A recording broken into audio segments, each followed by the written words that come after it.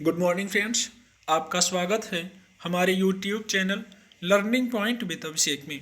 दोस्तों, अगर आप चैनल पर पहली बार आए हैं तो चैनल को सब्सक्राइब कर लीजिए और बेल आइकन प्रेस कीजिए ताकि आपको डेली डिक्टेशन मिल सके। 100 शब्द प्रति मिनट डिक्टेशन स्टार्ट। अमेरिका में सत्ता परिवर्तन के बाद अलग अलग देशों के साथ संबंधों के समीकरण में बदलाव आने की उम्मीद की जा रही है।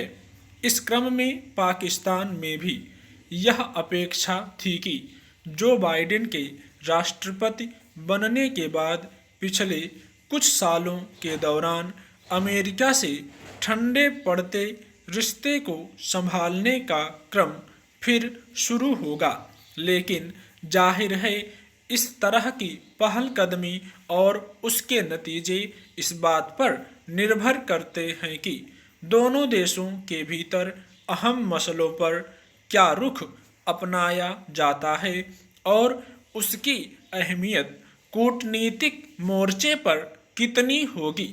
इस लिहाज से देखें तो पाकिस्तान को महज उम्मीद करने से ज़्यादा कुछ करना था, मगर वहाँ के सुप्रीम कोर्ट ने पत्रकार डेनियल पर्ल की हत्या के मामले में जो फैसला सुनाया है उसने पाकिस्तान के सामने एक असुविधाजनक हालात पैदा कर दिया है, जिस मामले में पकड़े गए आरोपी को उचित सजा को लेकर संबंधित सभी पक्ष आश्वस्त थे। उसमें विपरीत फैसले ने खासतौर पर अमेरिकी सरकार को ज़्यादा निराश किया है। यह बेवजह नहीं है कि अमेरिकी सत्ता संस्थान के भीतर इस मामले में तीखी प्रतिक्रिया हुई है। गौरतलब है कि Daniel Pearl the wall street journal के दक्षिण एशिया क्षेत्र के ब्यूरो प्रमुख थे।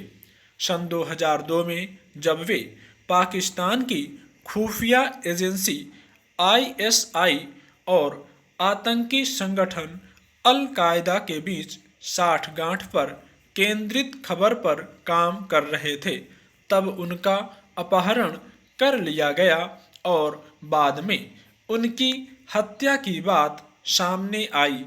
इस हत्याकांड का मुख्य आरोपी ओमर सईद शेख अलकायदा से जुड़ा आतंकी है, जिसे गिरफ्तार भी किया गया था, लेकिन पाकिस्तान के सुप्रीम कोर्ट ने जिस तरह उसे बरी कर दिया, उसने न केवल अमेरिका में बल्कि दुनिया भर में मानवाधिकारों को लेकर फिक्रमंद लोगों को परेशान किया है।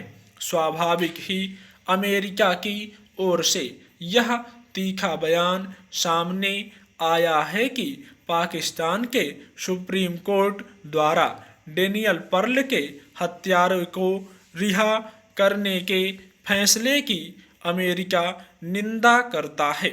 यही नहीं, अमेरिका ने शेख पर अपने यहाँ मुकदमा चलाने की मांग की और पाकिस्तान से उसे सौंपने के लिए कहा। पाकिस्तान इस मसले पर सुप्रीम कोर्ट के निर्णय की दलील दे सकता है, लेकिन उसे अच्छी तरह पता है कि सईद शेख उसके लिए किस महत्व का शख्स है और उसके मामले को अदालत में कैसे रखा गया होगा। खबरों के मुताबिक पर्ल की हत्या के बाद शेख पाकिस्तानी खुफिया एजेंसी के लिए काम करने लगा था। अंदाजा लगाया जा सकता है कि सबूत होने के बावजूद उसे शीर्ष अदालत से बरी किए जाने के लिए कैसी पटकथा लिखी गई होगी। हालांकि इस फैसले के बाद पाकिस्तान के सामने तात्कालिक चुनौती यह खड़ी होगी कि वह विश्व समुदाय के सामने आतंक से निपटने के मोर्चे पर अपनी गंभीरता को कैसे विश्वसनीय तरीके से पेश कर पाएगा। फिलहाल पाकिस्तान की छवि अपनी सीमा में स्थित ठिकानों से अपनी गतिविधियां संचालित करने वाले आतंकी संगठनों को संरक्षण देने वाले एक देश के रूप में बनी हुई है।